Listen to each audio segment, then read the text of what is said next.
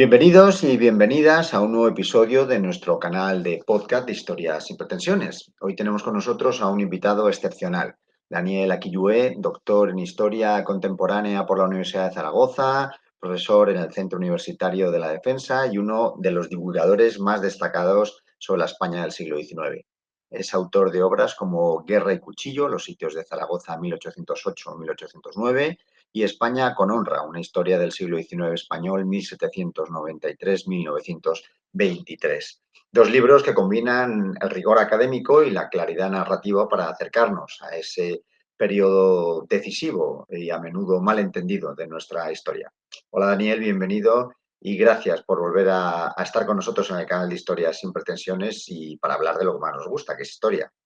Muy buenas, encantado de estar por aquí. Gracias. Con él hablaremos de uno de los fenómenos políticos más característicos del siglo XIX, ¿no? De español, que fueron los pronunciamientos.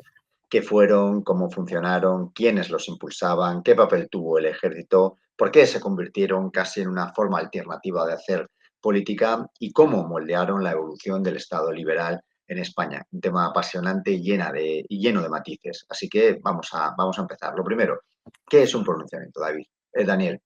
Bueno, sobre un pronunciamiento hay bastantes confusiones sobre el concepto, sobre lo que es, ¿no? Y también desde la historiografía se ha abordado desde múltiples perspectivas. Pero actualmente podemos indicar algunas características. Lo primero, lo que no es.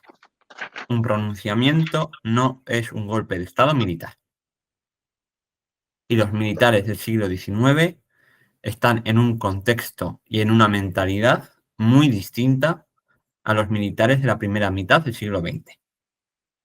Eso que quede claro. Para empezar. ¿Por qué digo que no es un golpe de Estado militar? Aclaro. Primero, porque no es un asalto armado y violento al centro del poder político. No se asalta el Palacio Real de Madrid, no se asalta el Congreso de los Diputados, y no conlleva y no tiene como objetivo la instauración de una dictadura militar. ¿Vale? Los militares van a tener un papel como uno de los actores y la cabeza visible en muchas ocasiones. En concreto, militares que tengan un prestigio acumulado, un carisma, y que se van a presentar como representantes de lo que cree la opinión pública española. Generalmente van a tener un sentido constitucional, sea en el más progresista o más conservador, y están insertos en una trama cívico-militar. Y ellos están adscritos a una línea política o a un partido político.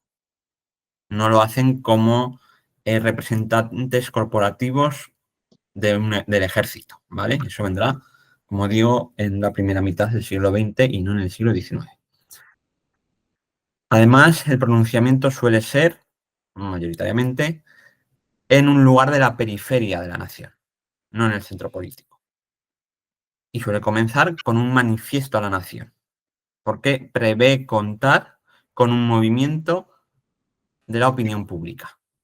Y es un acto de presión al gobierno y al poder establecido, para que haga reformas o para que dé un cambio, o para que limita y sea sustituido por otro más acorde, según creen, a los intereses nacionales, generalmente liberales.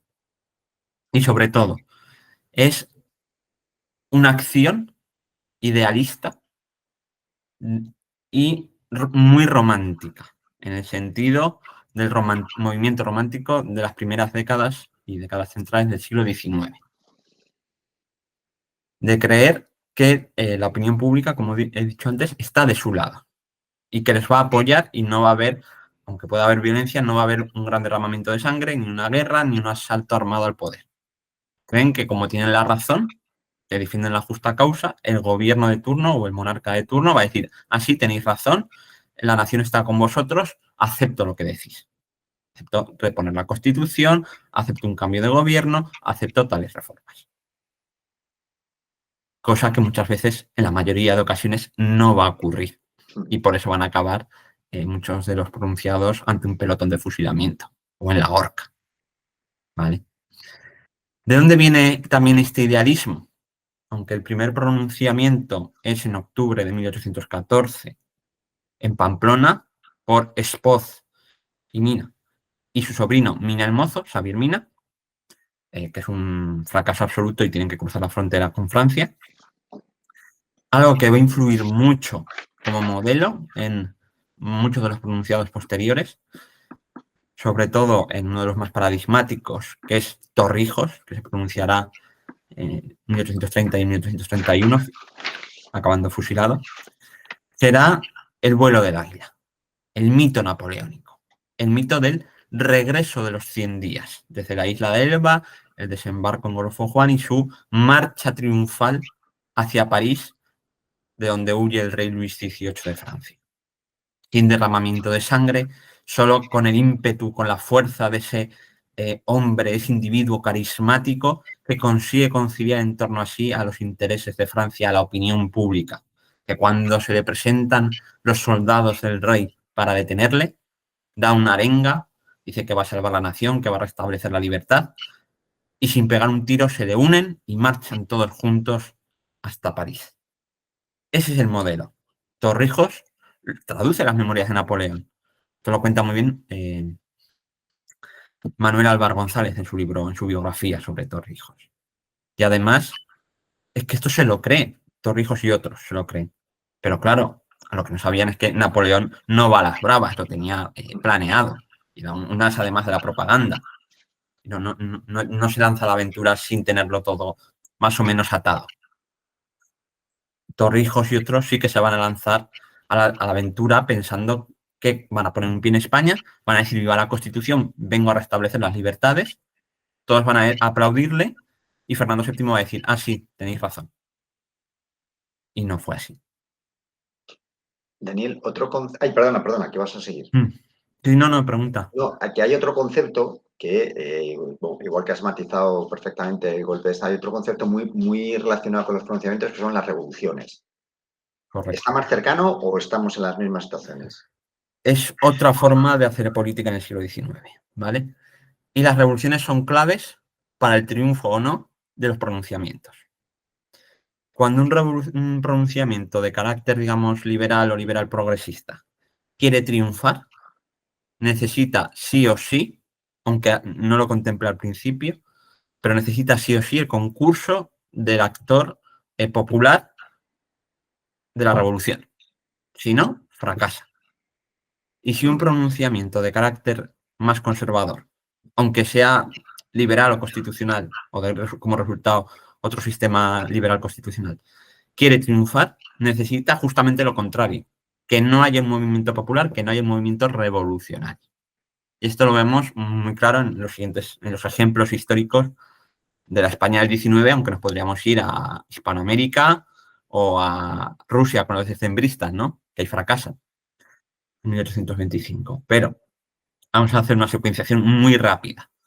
1814, el pronunciamiento de los dos Mina fracasa porque no hay revolución.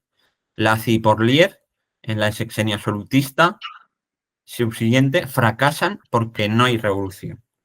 El pronunciamiento de Riego, de 1820, inicialmente fracasa en los dos primeros meses, hasta que en marzo de 1820 estalla la revolución y entonces se reconvierte en triunfante. El pronunciamiento de 1854 de O'Donnell y Dulce, la Vicalvarada, inicialmente fracasa, huyen hacia Andalucía, pero estalla la revolución en Madrid y otros puntos, triunfa. La revolución de 1868 empieza con un pronunciamiento de Topete, Prim, Serrano en la bahía de Cádiz, y triunfa porque hay un movimiento revolucionario detrás, en Madrid y en otras ciudades. En cambio, pronunciamientos de carácter conservador. El de 1837, de los oficiales en Aravaca, triunfa porque no hay movimiento popular que lo anule y cambie el gobierno. Progresista por uno conservador. O el pronunciamiento de Martínez Campos en diciembre de 1874 en Sagunto restablece a Alfonso XII porque no hay movimiento revolucionario que lo contradiga en defensa de la República. ¿Por qué? Por lo que había pasado casi un año antes, en enero, con un golpe de Estado, este sí, de Pavía, que conlleva al gobierno de Serrano con Sagasta y otros ministros. Entonces, el movimiento popular revolucionario se anula ya en enero del 74, no está activo para diciembre. O sea que Sí, muy rápido. el pronunciamiento necesita de la revolución para triunfar. Si es de signo liberal o liberal progresista, sí. Si es de signo liberal conservador o conservador, necesita justo lo contrario. Que no haya una revolución. Pues aunque los pronunciamientos, nos estás contando, tienen un tinte eminentemente militar, pero sí que hay luego la sociedad civil. En el caso de los progresistas, la sociedad civil sí se echa a la calle y sí ayuda a ese intento de cambio. Sí, y luego también la propia trama no es solo de militares, el militar es la cabeza. El caso del pronunciamiento de Río, que lo tiene muy bien estudiado Víctor Sánchez.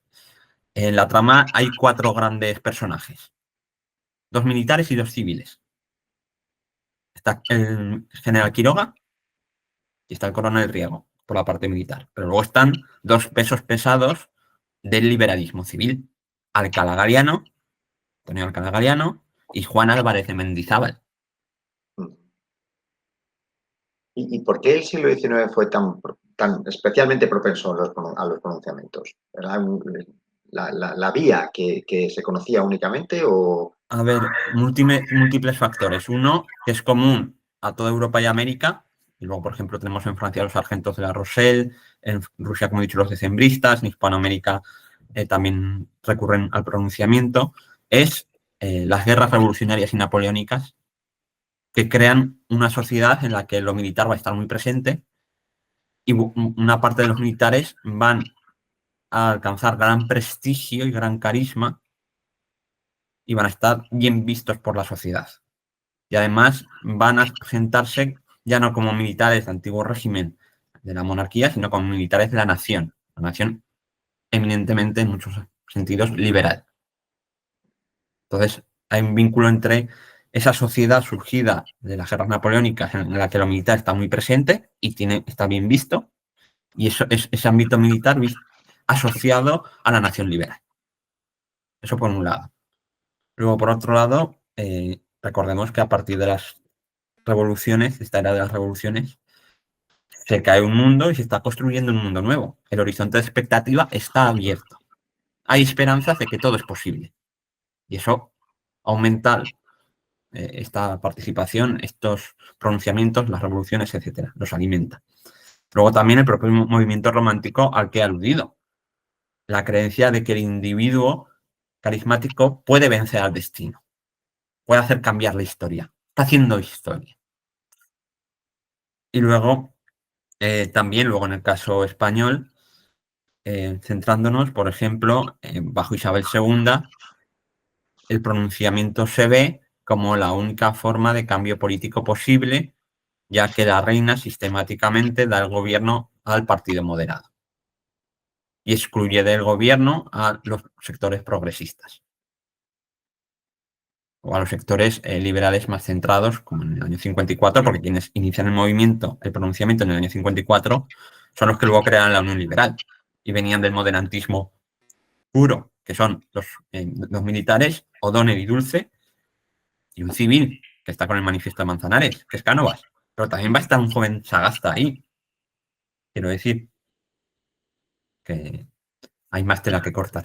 O sea, ya vemos que el ejército tuvo un papel clave en la vida política del siglo XIX y, bueno, hubo militares que han pasado a los libros de historia con notoriedad, ¿no? Sobre todo en la época del reinado de Isabel II, como fueron los famosos espadones.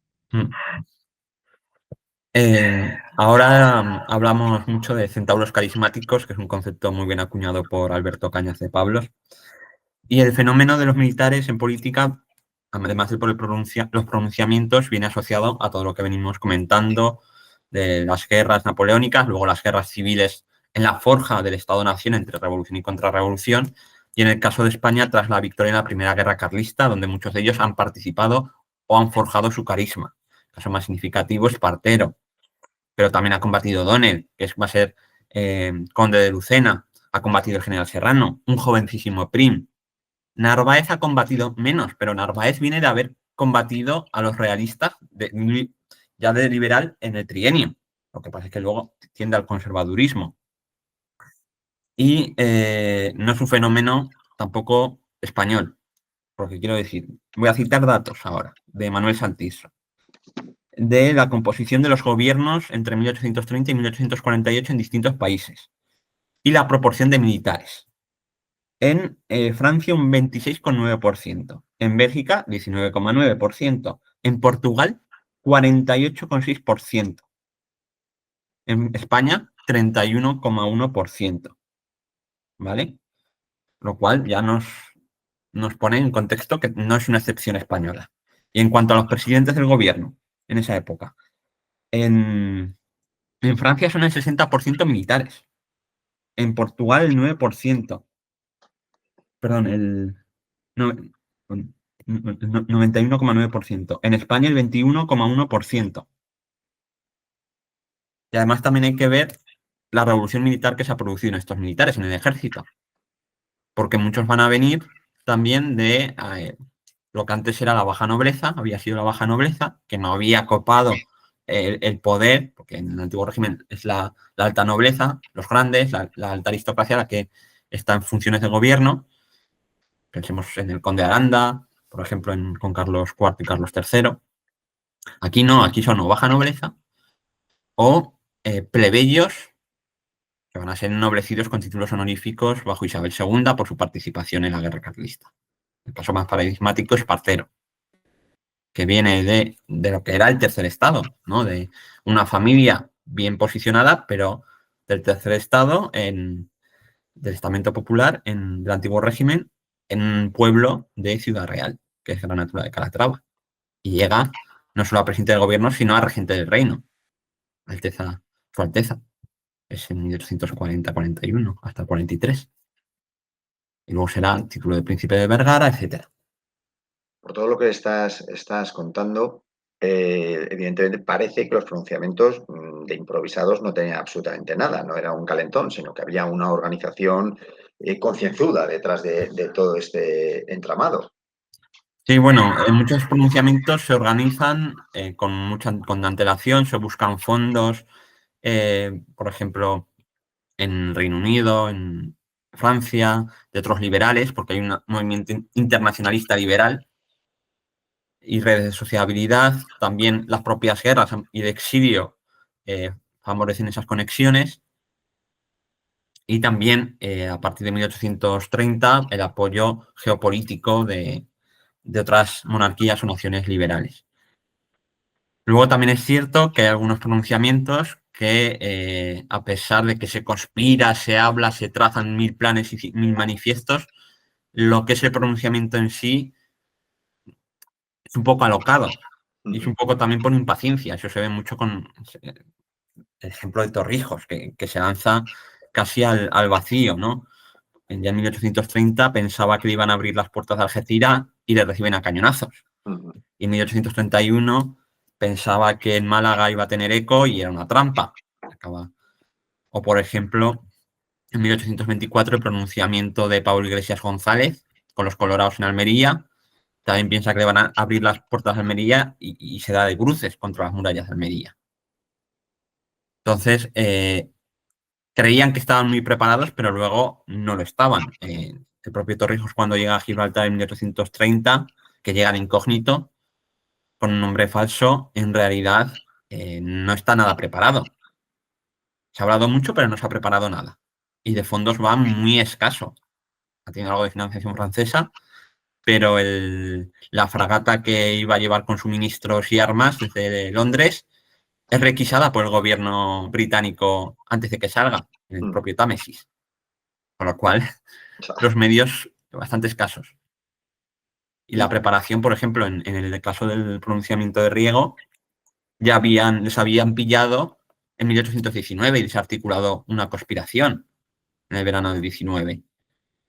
y se retrasa todo. Y es a la segunda cuando Riego se pronuncia cuando aún no está del todo preparado. Pero Riego se lanza, porque quien iba en cabeza del pronunciamiento era el general Quiroga, no Riego. Claro. Quiroga, que estaba en Cádiz, una plaza más propicia que Cabezas de San Juan, en Sevilla. Y desde la perspectiva de historiador, habiendo analizado y estudiado todos estos procesos, ¿cómo afectaron en realidad los pronunciamientos en la construcción del Estado liberal? Un Estado liberal tan incipiente, lo podemos ver actualmente no con los ojos del presentismo, sino analizando la historia como que era algo necesario o había otras alternativas en el camino. Si uno están excluidos del poder, recurren al pronunciamiento con la revolución. Otros recurren al pronunciamiento cuando también se ven privados del poder. Y es que el sistema electoral, que podríamos hablar largo y tendido, en España y en el resto de Europa y América en el siglo XIX, pues en la mayor parte de ocasiones estuvo pervertido.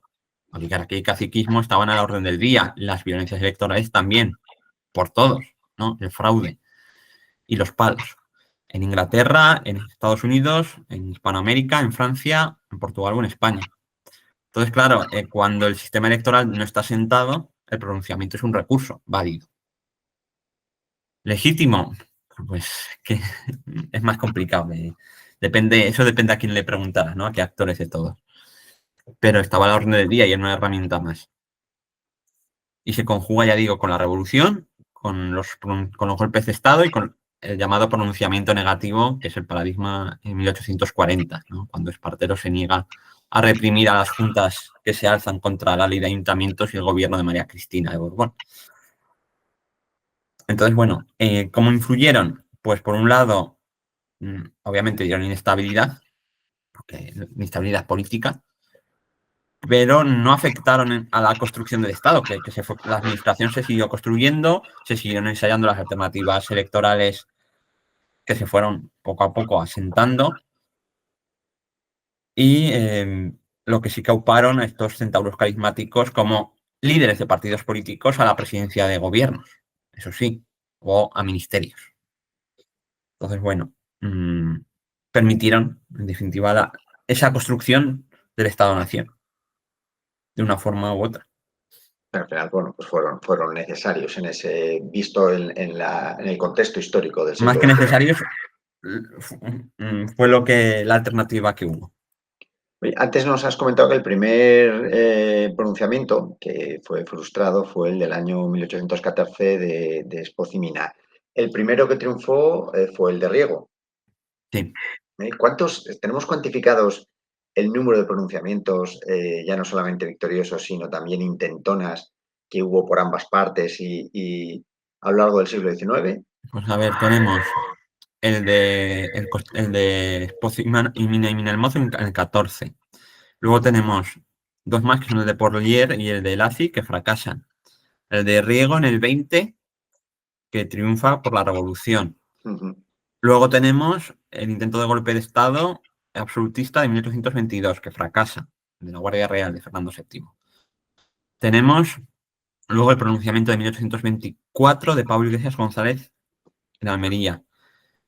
Luego tenemos el pronunciamiento de 1830 de Torrijos que intenta Algeciras, le sale mal, y de Méndez Vigo por los Pirineos, que también le sale fatal.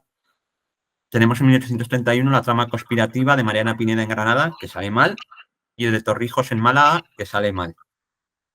Luego tenemos el movimiento, tenemos la insurrección de Madrid de enero de 1835, que es muy confusa, que acaba con la vida de Canterac y la dimisión de Llaudet, el ministro de la Guerra.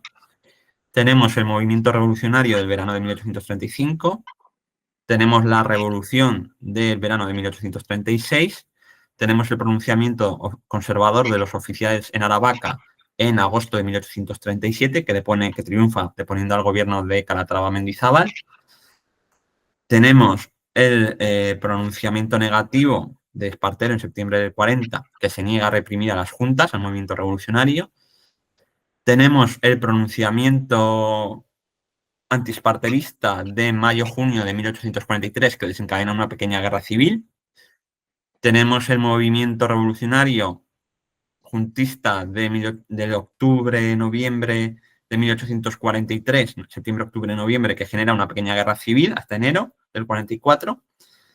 Tenemos el pronunciamiento de Alicante y Cartagena en 1844, que fracasa. Y todavía no hemos llegado a la mitad del siglo.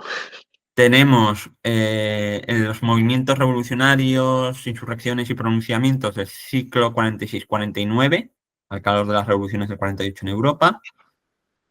Tenemos el tema del cuartel de San Gil. Bueno, tenemos el pronunciamiento en 1854 con revolución. Tenemos el golpe político de O'Donnell en 1856 para quitarse a los progresistas de Espartero. Tenemos el pronunciamiento con revolución del año 68, la gloriosa.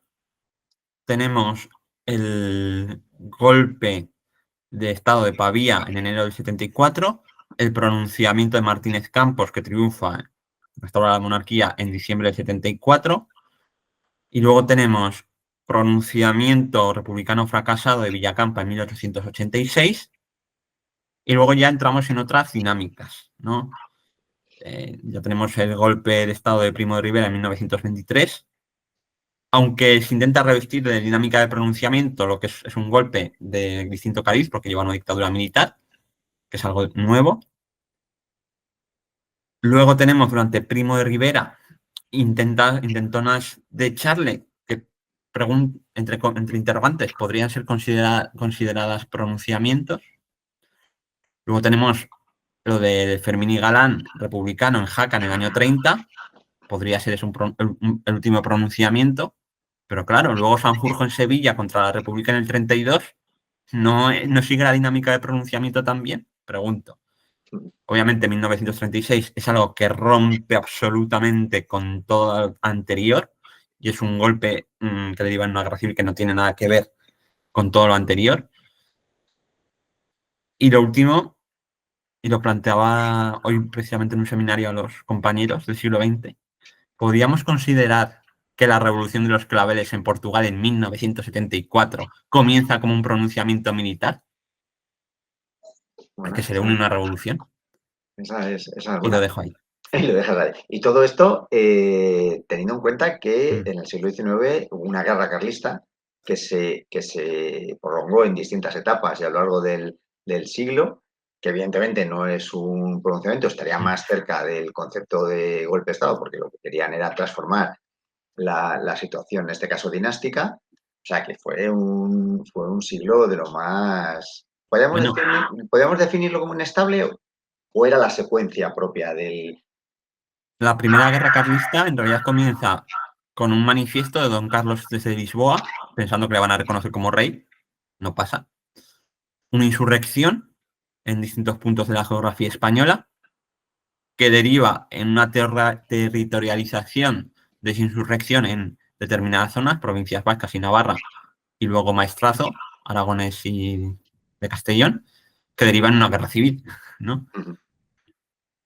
¿Fue el siglo XIX estable? Sí, por las cosas que ya hemos comentado. ¿Pero fue inestable solo en España? No, lo fue en todas partes. En todas partes hubo intervención militar, en todas partes hubo guerras externas y en todas partes hubo guerras civiles. En el único sitio donde no estallan en el siglo XIX guerras civiles abiertas, creo que es Reino Unido.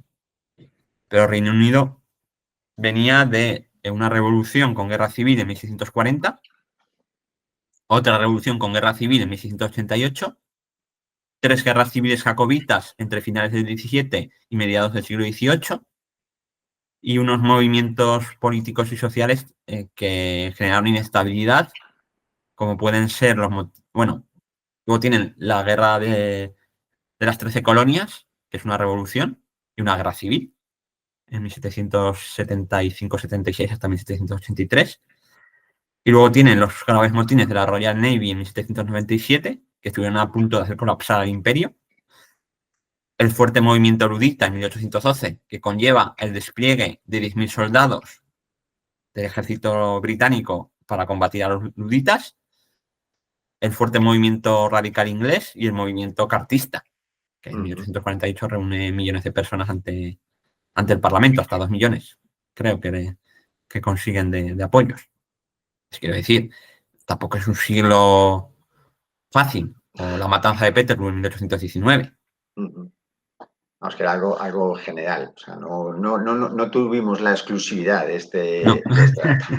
de este dato. Oye, y se llegó, me figuro que sí, pero se llegó a gobernar pensando en el riesgo de tener un pronunciamiento en contra. ¿Qué influencia tenía en la vida política? Obviamente, los ¿Eso gobiernos van a estar condicionaba mucho el...? los gobiernos van a estar constantemente preocupados por la vigilancia ante un posible pronunciamiento, un posible movimiento revolucionario o una insurrección que derive en una guerra civil carlista.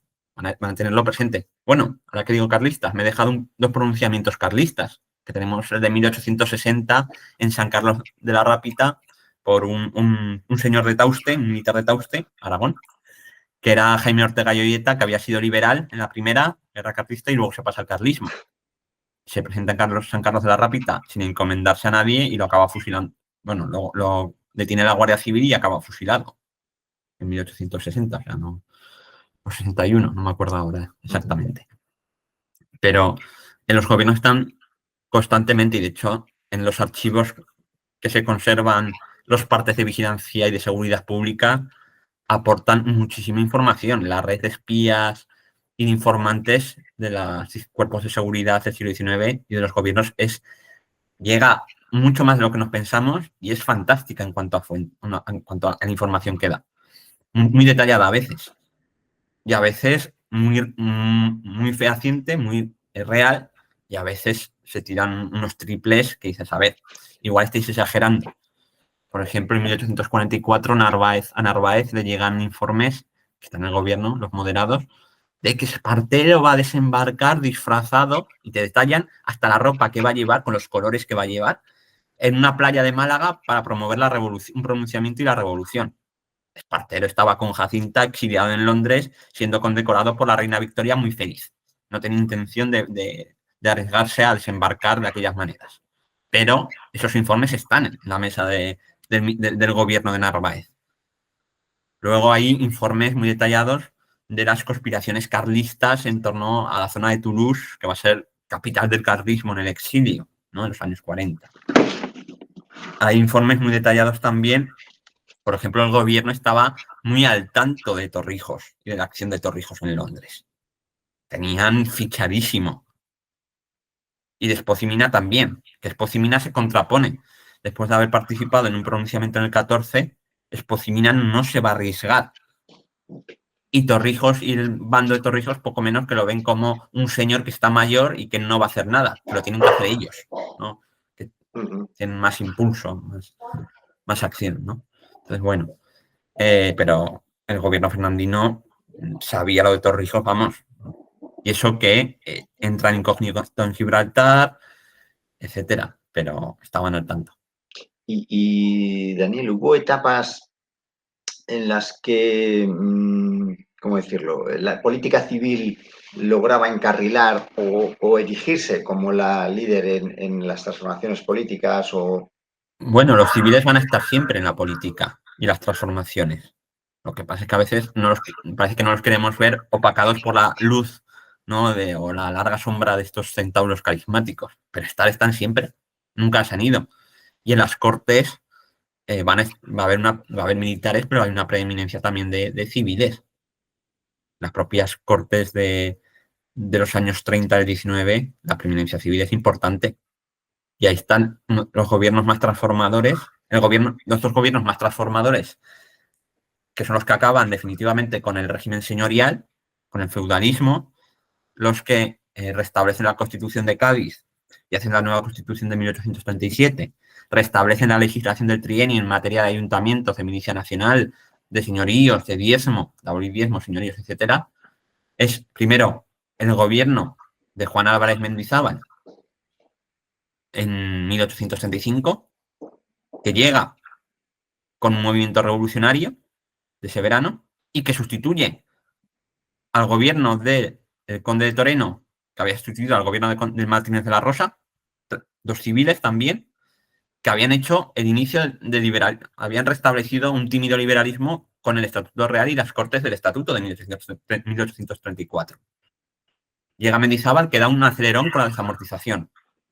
Y luego, con la Revolución de 1836, que comienzan en Málaga la milicia nacional, civiles, ciudadanos, y culminan en la granja la tropa rasa, los sargentos, que no son oficiales, lleva un gobierno de Calatrava y de Mendizábal, que hace todas estas reformas y la Constitución del 37, que va a ser sustituido por un pronunciamiento de oficiales conservadores en el verano del 37, por un gobierno de Eusebio Bardají, otro civil.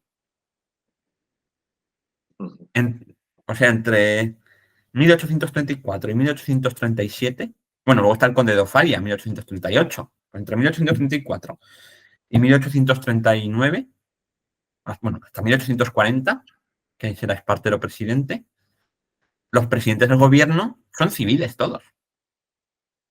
Y hacen la revolución, hacen la revolución entendida como la transformación y el paso del antiguo régimen al Estado-nación liberal definitivamente. Ya no hay vuelta atrás. Son todos gobiernos de civiles que llegan bien por designación de la reina, regente, María Cristina, bien por movimiento revolucionario, Mendizábal, bien por revolución, Calatrava y Mendizábal, bien por designación de la reina tras dimisión del gobierno anterior, tras pronunciamiento de oficiales que no se ponen ellos en el gobierno, los oficiales que hacen el pronunciamiento en Aravaca en el año 37. Ponen a Eusebio Bardají, que es un liberal más moderado, aunque hay participación de liberales más progresistas, pero más templados. No recuerdo, creo que incluso está de ministro en ese gobierno Evaristo San Miguel, que es un militar que había estado con Riego, que había estado exiliado, que había vuelto en el año 35 y que está a la cabeza de la revolución del 36 en Zaragoza, como capitán general de Aragón.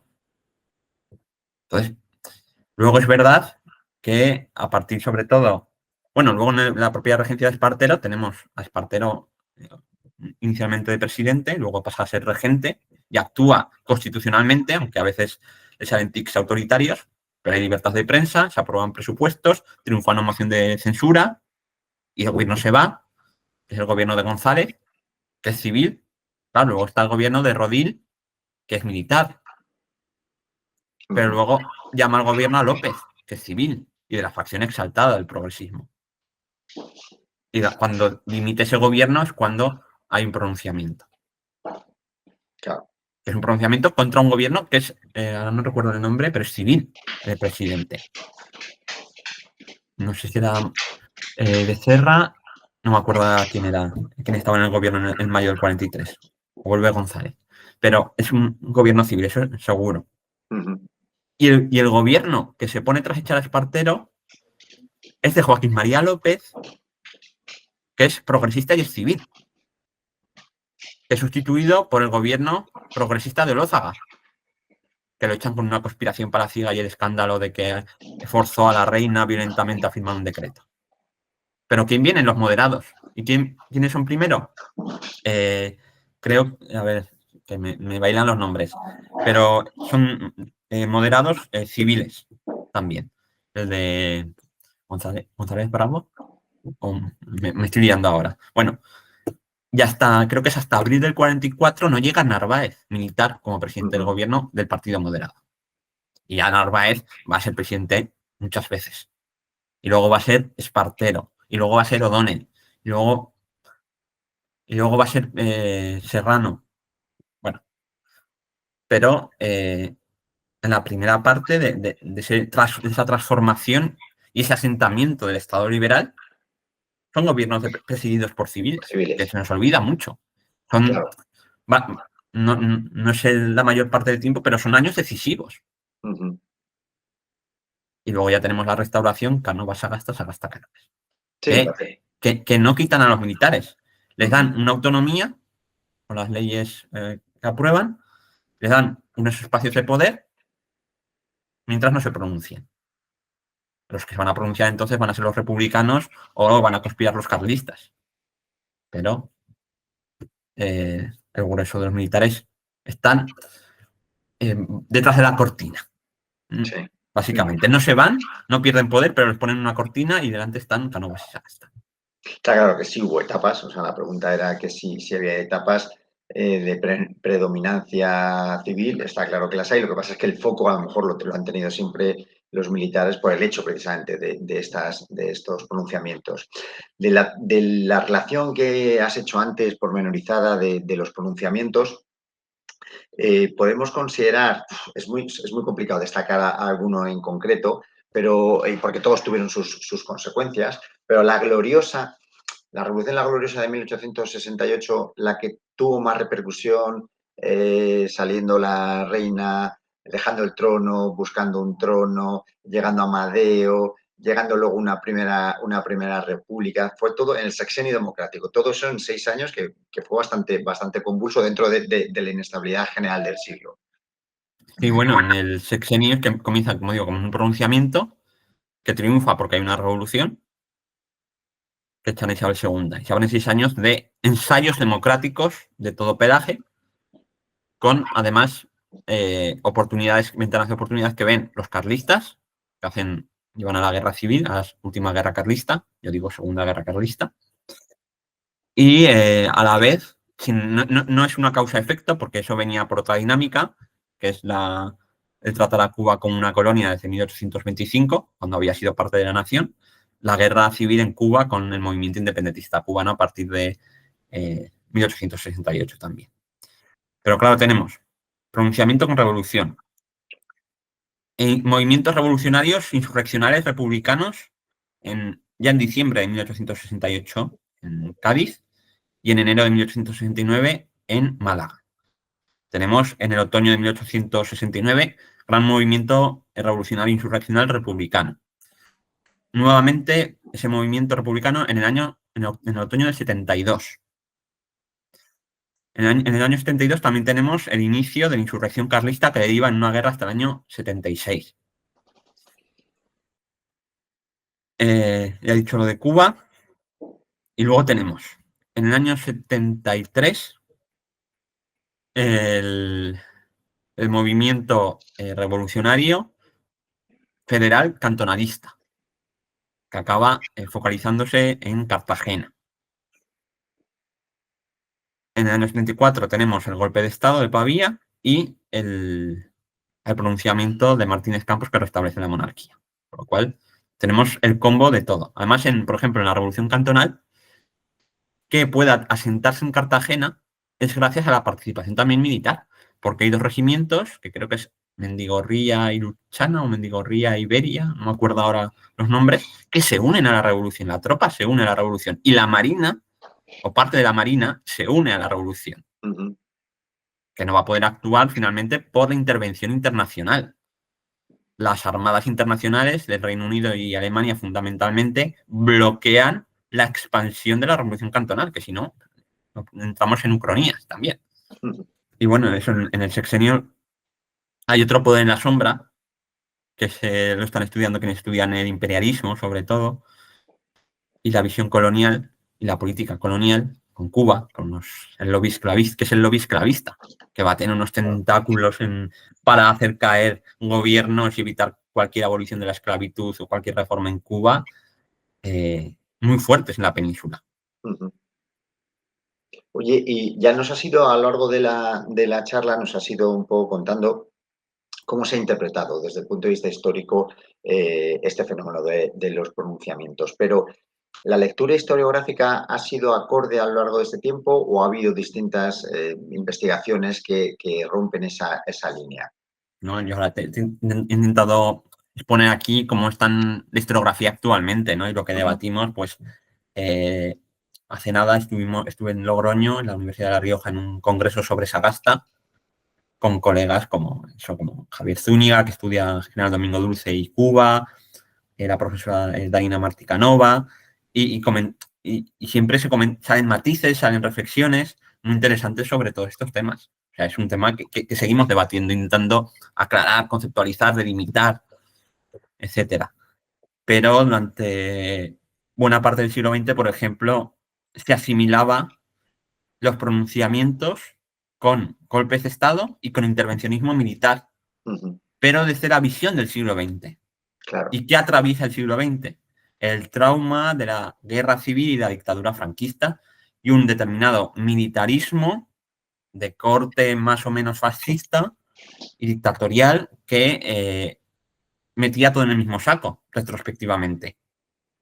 Y no, de hecho, Franco odia el siglo XIX y odia a los militares liberales, constitucionalistas y, por supuesto, republicanos.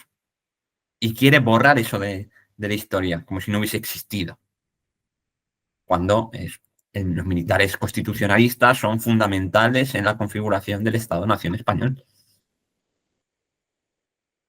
Primero en la lucha contra Napoleón, luego en la lucha contra el absolutismo, luego en la victoria frente al carlismo y luego en la política. Sí, es una visión totalmente distinta. Pero la distorsión que nos genera la guerra civil y el franquismo respecto a los militares precedentes, incluso hasta los militares precedentes del siglo XX, que hasta 1939 el ejército era muy plural. E incluso si te pones a rascar, en el bando sublevado son distintos, aunque les una la victoria en el 39, son distintos los militares monárquicos de los militares o de Franco o de los militares de otro cariz, por ejemplo. Daniel, ya para Y del franquismo van a salir militares que van a transitar a la democracia fundamentales, como por ejemplo el general Gutiérrez Mellado, que es fundamental para la democracia. Y a la militar, es decir, o sea, sí, estamos un poco sesgados por el golpe de Estado y las consecuencias que tuvo. Daniel, bueno, estamos terminando. Ya solamente una pregunta ya de índole personal. ¿En qué proyectos estás trabajando relacionados con tu amado siglo XIX? Bueno, varios. Al margen de artículos académicos, espero que en unos meses vean la luz dos cosas, una colectiva y otra individual. Individual, o sea, que estás ahí. Sí, la colectiva tiene que ver con el siglo XIX y la individual es más amplia.